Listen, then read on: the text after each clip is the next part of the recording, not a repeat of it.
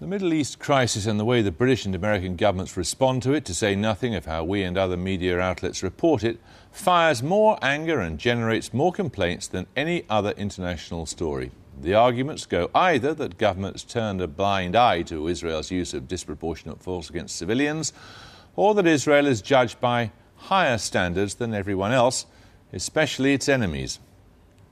Here at Newsnight, however hard we try, we're accused of being both pro and anti-Israeli, often within the same programme. I cannot believe what I have seen tonight. Unchallenged, the Friends of Israel have given us their warped view of Middle East politics. Your coverage of the Israel-Lebanon affair amounts to an active PR campaign for Hezbollah. You portray Lebanon as the victim, but Lebanon and many Lebanese have done nothing to prevent Hezbollah causing this trouble. The debate comes down to a single issue. How do you judge Israel? Friends of the country say we're too harsh.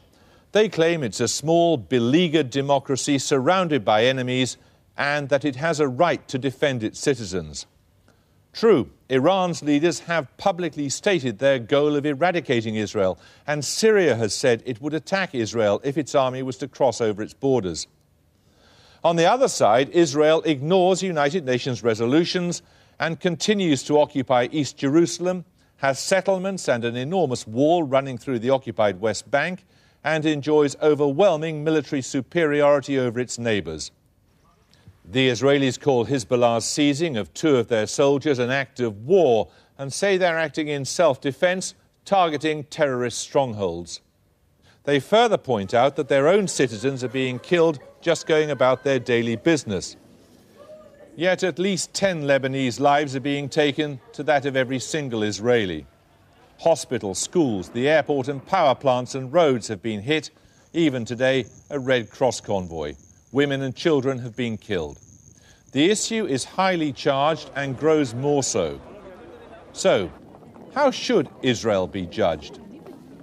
Well, with us in the studio now, Abdul Barry Atwan, the editor of Al-Quds, and Rabbi Barry Marcus.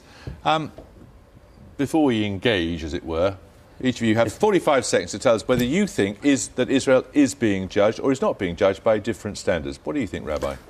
I think that there is inordinate media attention paid to Israel, and not always fairly, not always balanced. And that's, I think, the view of many of our people, and certainly in Israel. And there's some frustration with that, because very often the injuries that are perpetrated against those who seek to destroy us are given more time and more attention. Do you think different standards are applied? I believe so, yes. I believe Israel is treated as, above the international law. They can go and destroy Arab countries, kill people indiscriminately, slaughter against Lebanese people. 400 people were killed. A third of them were children. So every time the Israeli do these kind of things, the international law supports them, the media, and Western media in particular, American media, British media, always on their sides. Look at the Palestinians, what happens in Gaza, for example. 1.5 million Palestinians are cornered, are besieged, starved and bombed by the Israeli in daily routine, and nobody is interfering. But when Israel is bombed by these amateurish missiles by Hezbollah, you see the uproar from the Israeli side. You've had your 45 seconds now. Rabbi, what does the Torah say about killing civilians? The Torah definitely instills in us and has instilled in us over centuries the sacredness of life and how important the value of all life is. And indeed, it's part of the Israeli Defence Force Code of Conduct, isn't it? Absolutely. I challenge... You see, is it surprising that people take a censorious view of the behaviour of the Israeli military in Lebanon? Well, it is rather curious, because I challenge any other army to drop leaflets over civilian areas before they go in and tell people to please go away, because in this case it's the Lebanese who are not... Blow up a Red Cross ambulance as they did today? I don't know. That's something which I don't know. I don't know if it's been confirmed. But the point made a little earlier about Gaza, Israel withdrew from Gaza over a year ago. The Palestinians had an opportunity to do something with their lives. They've not done that, other than shoot over 600 Qassams into Sderot, kill 36 innocent civilians, children, men and women in their homes. You see, there's a perfectly easy way to avoid what you say is the disproportionate use of force. It is simply not to invite it, isn't it? Well, I'm surprised to hear that. You know, when you say they are bombing leaflet to Lebanese people. That wasn't my question. My Yes. question was, if you want to avoid the disproportionate use of force, as you put it, why invite it? We are not inviting them. And, Well, you know, if what do you imagine I'll tell you Hezbollah's something. been doing? Hezbollah, what Hezbollah did, he abducted 2 Israeli soldiers and the whole country is ransacked, the whole country is destroyed. Do you think this is justice? Do you think when Britain lost 2 soldiers in Northern Ireland, did you go and bomb the whole of Northern Ireland simply because 2 soldiers were killed? This is the Jewish justice?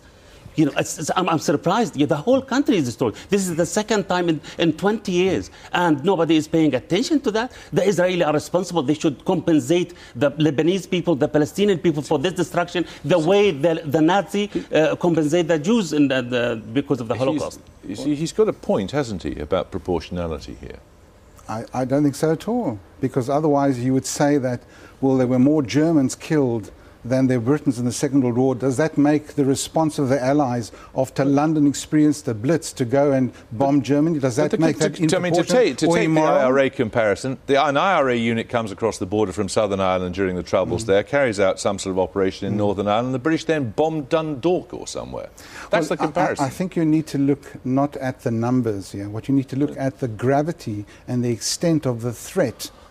And look at that and focus on that. For 5 years after Israel had withdrawn from Lebanon, there was a build-up of 13,000 missiles. But what do the Hezbollah need missiles if they are part of a government that is now at peace with them? There was a resolution in the United Nations. Why you didn't go Israel after withdrew. Hezbollah? Why you didn't go after Hezbollah? That's Why did you bomb the airport? Why did you bomb the bridges? Why did you wipe out a whole city completely? Why did you evacuate people from their houses? If you are talking about these punishment, okay, go for Hezbollah. But why the Lebanese people, the whole of a nation, should pay a price for that? You are destroying everything in a country, a beautiful democratic states in the Middle East, the most beautiful state in the Middle East. Why this kind of hatred toward the people? use of the word democratic Yes. for Lebanon, that's something that's slightly new to me. You've got 14 members of Hezbollah in the government, and they have their own militia when the government has its own army. That's democracy? It is democracy. And you allow for these rockets. For what reason did Hezbollah need these rockets? But pointing these at rockets, Israel?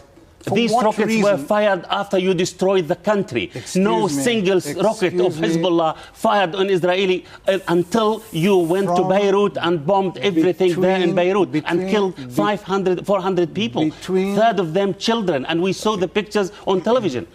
If we had an hour, I would read you the number of incursions, bombs, rockets that have been shot over from Lebanon into Israel after Israel withdrew. Okay, thank you both very much indeed.